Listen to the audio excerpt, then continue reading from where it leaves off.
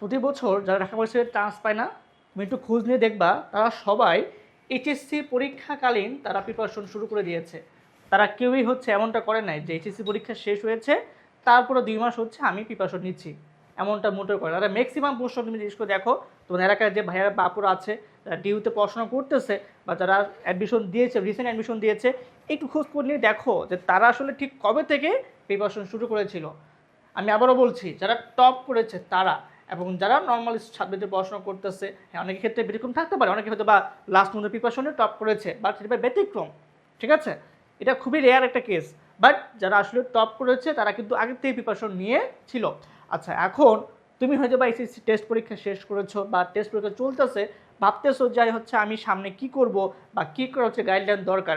So যেহেতু আমরা পাবলিকিয়ান অর্জন করাচ্ছি, আমাদের মাধ্যমে অনেক স্টুডেন্ট পাবলিকিয়ান ট্যাগ পাচ্ছে, অনেক ভাট্রাবাড়ি ইউনিভার্সিটি টপ করতেছে।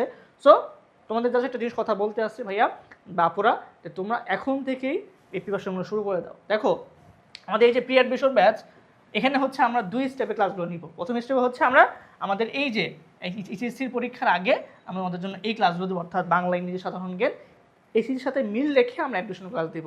আর এরপর হচ্ছে আমাদের টার্গেট ডিওআইসু ব্যাচ, যেহেতু তোমরা এখানে ফ্রি পেয়ে যাবা। সো এই ডিওআইসু ব্যাচ আমরা এমসিকিউ রিটেন দুইটার জন্য প্রস্তুতি নেওয়া হবো। তোমাদের এখানে সবগুলো ক্লাস থাকবে। এর সাথে তোমরা কিন্তু আবার হচ্ছে আমাদের রাবি চবি কোর্সটা গিফট পাবা, তোমরা আমাদের গুচ্ছ ব্যাচটাও গিফট পেয়ে যাবা, ঠিক আছে? এবং সাথে তুমি কিন্তু আমাদের প্রিন্টের লেকচার সেটা কিন্তু পেয়ে যাবা।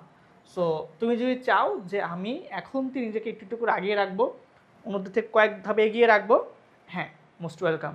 তাহলে তুমি সঠিক ট্র্যাকে আছো। বা যদি মনে করো যে হচ্ছে আমি এইচএসসি পরীক্ষা শেষ করে নেই, আগে এটাতে পাস করে নেই, তারপরে অ্যাডমিশন, না, তাহলে তুমি কিন্তু ভুল ফাঁদে পা দিচ্ছ। কারণ দেখো আমাদের লাস্ট ইয়ার, অর্থাৎ তোমাদের সিনিয়র ব্যাচ যারা 25-26 ব্যাচ, একটু খোঁজ নিয়ে দেখো তারা একদম হাতে খুবই কম সময় পেয়েছে। আগের মতো একটু লম্বা সময় অ্যাডমিশন জন্য এরকমটা এখন হচ্ছে না। সো যাই হোক, তোমরাও কিন্তু খুব একটা বেশি টাইম পাবা না। সো এই জন্য তোমাকে কিন্তু এখন থেকেই এই এইচএসসির সাথে অ্যাডমিশনের প্রস্তুতি নেওয়া উচিত। সো আই হোপ তোমরা যথেষ্ট বুদ্ধিমান, তোমার জেনারেশন জেডের একজন মানুষ বা একটা স্টুডেন্ট বলি, ঠিক আছে?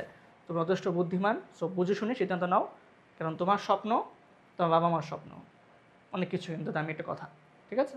তো দেখা হচ্ছে ইনশাল্লাহ ক্লাসগুলোতে। আল্লাহ হাফেজ, আসসালামু আলাইকুম।